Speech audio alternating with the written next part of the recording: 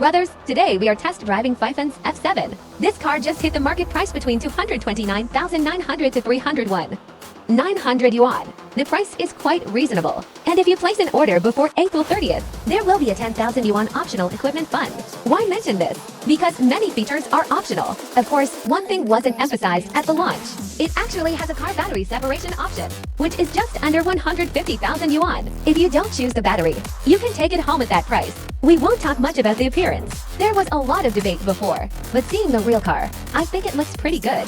With the Star Han wheels, this color is called Latte Coconut. Optional for 5,000 yuan, but reportedly, over 50% chose this option, because the one we're testing today is the top-tier four-wheel drive version. So, it uses Michelin tires, PSEV high-performance tires, paired with Brembo 4-piston calipers. And if you have the rear-wheel drive version, you'll spend 5,000 yuan on the optional 20-inch wheels. Additionally, this car has a drag coefficient of 0.206 CD. It's 5 meters long with a 3-meter wheelbase, with decent space. It also has an electric suction door feature, which I believe everyone has seen in promotions. But it's an option. 12,000 yuan includes the electric suction door, then the Napa leather and Alcantara, all 3 features. I think it's not worth it and can be skipped, including its 4 windows. All use double-layer laminated glass. Moving to the rear, it has a sloping back design with through tail lights. Let's check out the trunk space.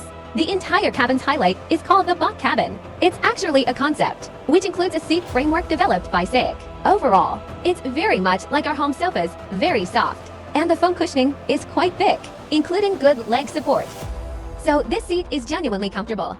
If you don't opt for any features, the driver's seat has both ventilation and heating. The co-pilot seat has heating. The rear seats don't have any comfort features.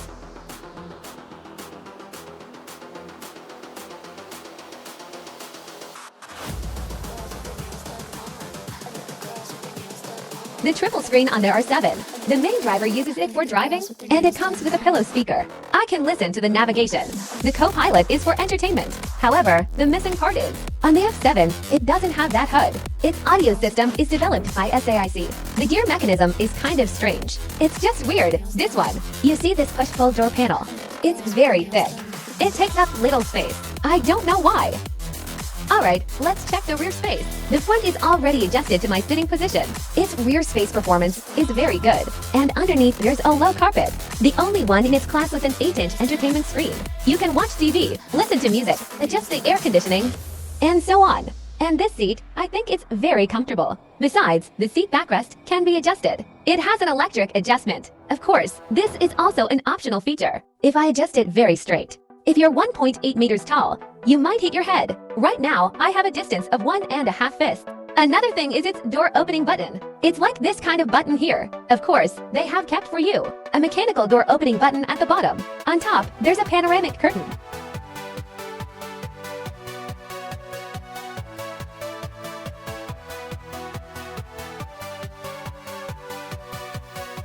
Let's talk about the driving part. This car deserves a good discussion.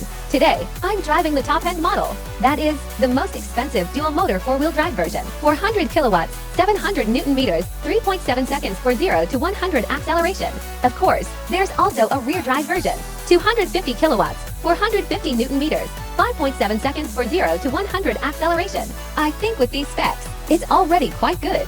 Also, this car has some fun features. Share with everyone. It doesn't have a driving mode. It's infinitely variable driving. That means your kinetic recovery and power response can be adjusted infinitely. There are nearly over 90 gears at its rear. It's quite exaggerated, even if you maximize the power response. Compared to its overall parameters, it seems to be more gentle than aggressive. There's also a fun feature. That is, when you set the kinetic recovery to the lowest, it seems to use the motor to adjust the deceleration ratio. Then the car can just keep on going, moving forward on its own. You would feel like you're using the ACC adaptive cruise control. Additionally, there's a super player mode. As long as you activate its traction control system and the dynamic stability control system, they can be infinitely adjustable. It can also adjust the dynamic distribution of the front and rear axles, because it has a front axle one-way clutch. This way, it can choose to disconnect the front motor. It can use only rear-wheel drive or any ratio like 3 to 75 to 57 to 3. Imagine a scenario, like when we're on the highway. I might not need that much power, but I need to ensure a higher range. Then I can manually switch to rear-wheel drive mode. The model you bought is four-wheel drive. Of course, the premise is. Now, let's talk about its smart driving. Many people might ask, what's the difference between the standard and pro versions?